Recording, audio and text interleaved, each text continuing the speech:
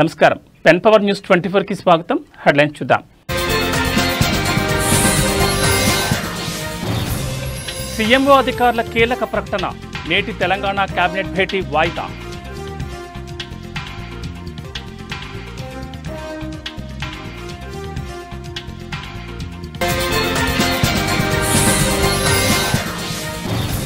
గోవాకు బయలుదేరిన అశోక్ గజపతిరాజు రేపే గవర్నర్గా ప్రమాణ స్వీకారం.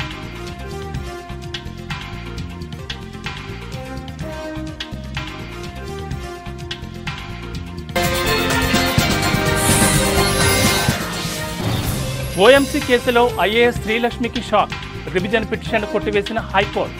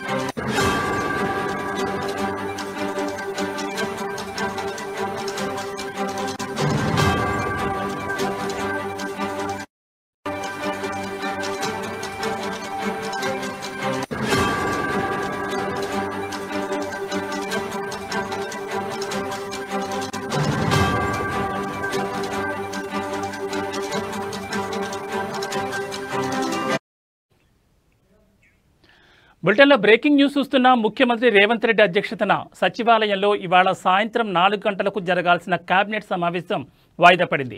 ఈ మేరకు సీఎంఓ అధికారులు ఓ ప్రకటన విడుదల చేశారు. ఇవాళ జరగాల్సిన సమావేశం సోమవారం మధ్యాహ్నం 2 గంటలకు వాయిదా వేస్తున్నట్లుగా పేర్కొన్నారు. అయితే ప్రస్తుతం ఢిల్లీ పర్యటనలో సీఎం రేవంత్ రెడ్డి ఉండగా ఏఐసీసీ సమావేశంలో పాల్గొనేందుకు మంత్రులు పొన్నం ప్రభాకర్, కొండా సురేఖ, వాకిటి శ్రీహరి, డిప్యూటీ సీఎం మల్లు భట్టి విక్రమార్క, నీటిపారుదల శాఖ మంత్రి ఉత్తమ్ కుమార్ రెడ్డి కూడా అక్కడే ఉండిపోయారు. దీంతో 5 మంత్రులు ఢిల్లీలోనే ఉండడంతో నేటి కేబినెట్ సమావేశాన్ని సోమవారానికి వాయిదా వేయాలని నిర్ణయం తీసుకున్నారు.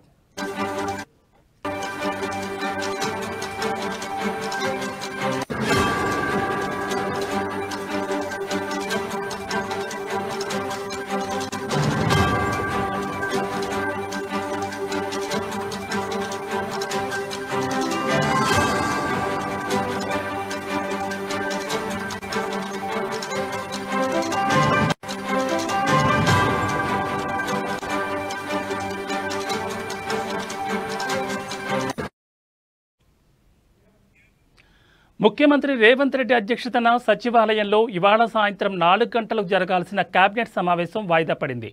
ఈ మేరకు సీఎంఓ అధికారులు ఓ ప్రకటన విడుదల చేశారు. ఇవాళ జరగాల్సిన సమావేశం సోమవారం మధ్యాహ్నం 2 గంటలకు వాయిదా వేస్తున్నట్లుగా పేర్కొన్నారు.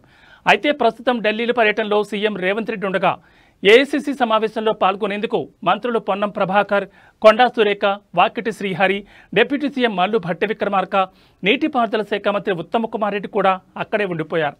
దీంతో 5 మంత్రులు ఢిల్లీలోనే ఉండడంతో నేటి కేబినెట్ సమావేశాన్ని సోమవారానికి వాయిదా వేయాలని నిర్ణయం తీసుకున్నారు.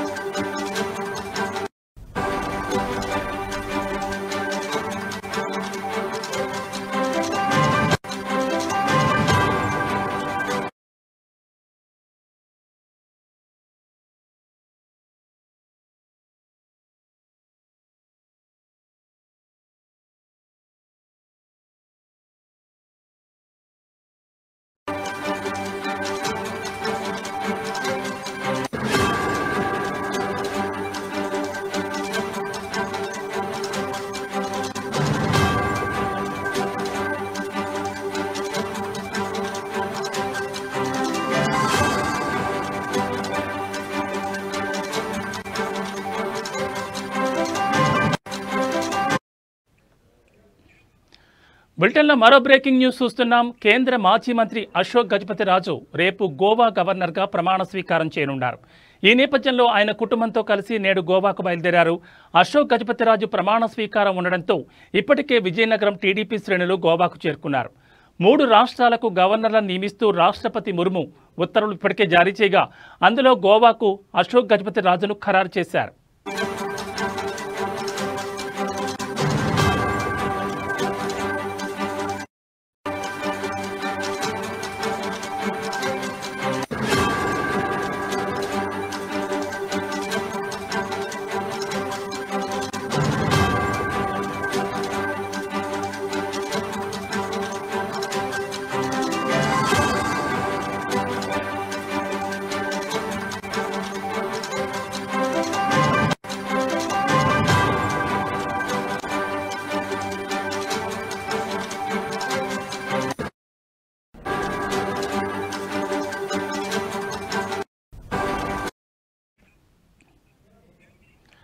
అనంతరం ఆయన తెలుగుదేశం పార్టీకి రాజీనామా చేశారు. ఇదిలా ఉంటే అశోక్ గజపతిరాజు టీడీపీ సీనియర్ నేత, విజయనగరం అసెంబ్లీ నియోజకవర్గం నుంచి 7 సార్లు ఎమ్మెల్యేగా, విజయనగరం పార్లమెంట్ నియోజకవర్గం ఎంపీగా ఒకసారి పోటీ చేసి విజయం సాధించారు.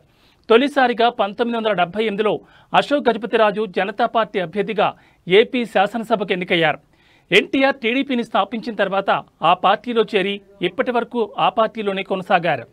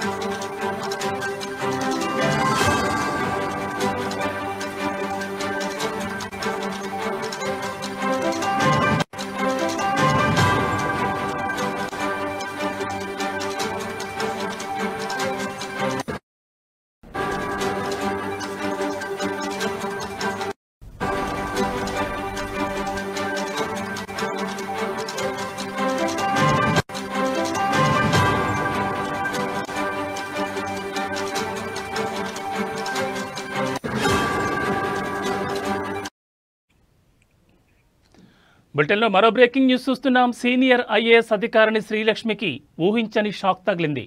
ఓబులాపురం అక్రమ మైనింగ్ కేసులో తనను నిర్దోషిగా ప్రకటించాలంటూ ఆమె తెలంగాణ హైకోర్టులో రివిజన్ పిటిషన్ దాఖలు చేశారు. దీనిపై విచారణ జరిపిన ధర్మాసనం ఆమె పిటిషన్ కొట్టివేసింది. ఓఎంసీ కేసులో శ్రీలక్ష్మిని న్యాయస్థానం ఇప్పటికే నిందితురాలిగా తేల్చింది. కోర్టు తీర్పుతో ఆమె పాత్రపై సిబిఐ విచారణ చేపట్టనుంది.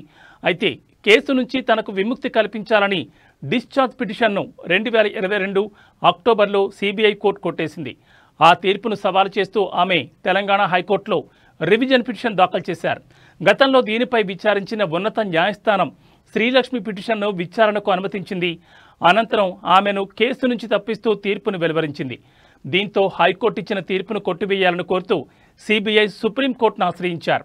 దీనిపై విచారణ జరిపిన అత్యున్నత న్యాయస్థానం సిబిఐ వాదనలు వినకుండా ఉత్తర్వులు జారీ చేయడం సరికాదని కామెంట్ చేసింది. ఇరుపక్షాల వాదనలను పరిగణలోకి తీసుకుని తాజాగా విచారణ చేపట్టాలంటూ ఆ పిటిషన్ను తిరిగి హైకోర్టుకు బదిలీ చేసి 3 నెలల్లో తేల్చాలని ఆదేశించింది.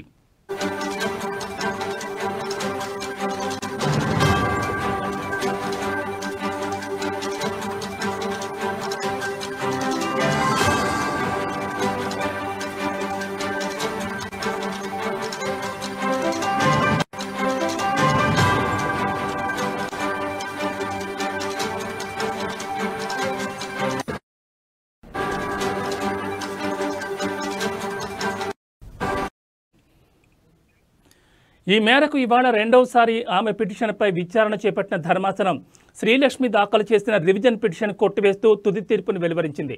కాగా సిబిఐ తరపున పబ్లిక్ ప్రాసిక్యూటర్ శ్రీనివాస్ కపాటియా వాదనలు వినిపించారు.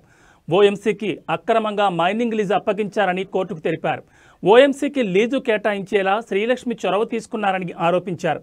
పలు దరఖాస్తులు వచ్చినా ఓఎంసీకి మాత్రమే లీజు మంజూరయ్యేలా చూశారని ధర్మాసనానికి తెలిపారు. ఆమె అక్రమాలకు పాల్పడ్డారని అనడానికి పక్కా ఆధారాలున్నాయని సాక్ష్యాధారాలు పరిశీలించాకే ఆమె దాఖలు చేసిన పిటిషన్పై సిబిఐ కోర్టు తీర్పును వెలువరించిందని కోర్టు దృష్టికి తీసుకొచ్చారు. ఈ కేసులో సబితా ఇంద్రారెడ్డి కృపానందంకు ఊరట కల్పించారని, తనకు కూడా కేసు నుంచి విముక్తి కల్పించాలనుకోవడం సరికాదని, శ్రీలక్ష్మి రివిజన్ పిటిషన్ కొట్టివేయాలని సిబిఐ తరపు న్యాయవాది తన వాదనలు వినిపించారు. ఈ మేరకు ఇరుపక్షాల వాదనలు విన్న ధర్మాసనం శ్రీలక్ష్మి రివిజన్ పిటిషన్ను కొట్టివేస్తున్నట్లుగా తీర్పును వెలువరించింది.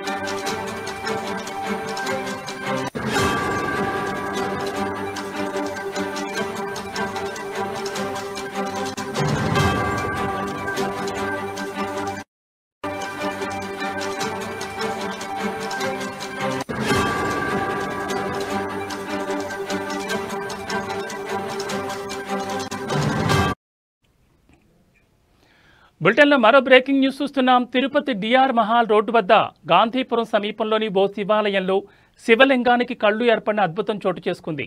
గురువారం రాత్రి 9 గంటల సమయంలో ఒక భక్తుడు ప్రార్థన చేస్తున్న సమయంలో ఈ ఘటన సంభవించినట్లు ప్రత్యక్ష సాక్షులు చెబుతున్నారు.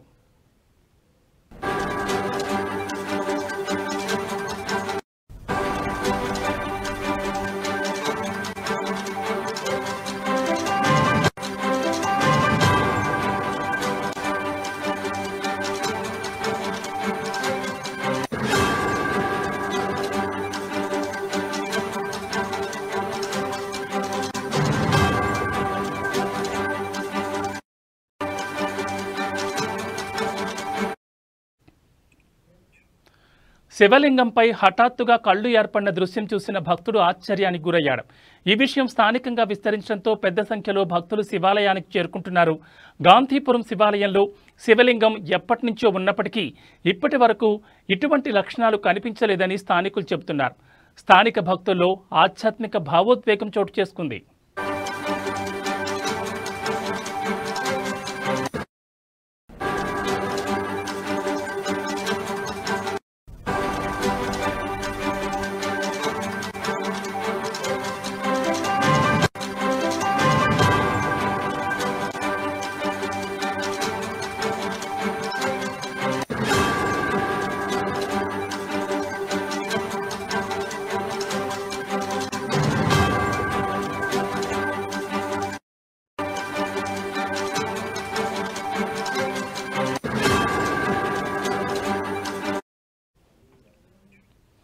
తిరుపతి డిఆర్ మహల్ రోడ్డు వద్ద గాంధీపురం సమీపంలోని ఓ శివాలయంలో శివలింగానికి కళ్ళు ఏర్పడిన అద్భుతం చోటు చేసుకుంది.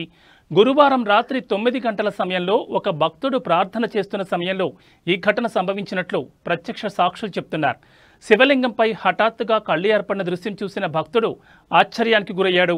ఈ విషయం స్థానికంగా విస్తరించడంతో పెద్ద సంఖ్యలో భక్తులు శివాలయానికి చేరుకుంటున్నారు. గాంధీపురం శివాలయంలో శివలింగం ఎప్పటి నుంచో ఉన్నప్పటికీ ఇప్పటి వరకు అటువంటి లక్షణాలు కనిపించలేదని స్థానికులు చెబుతున్నారు. స్థానిక భక్తుల్లో ఆధ్యాత్మిక భావోద్వేగం చోటు చేసుకుంది.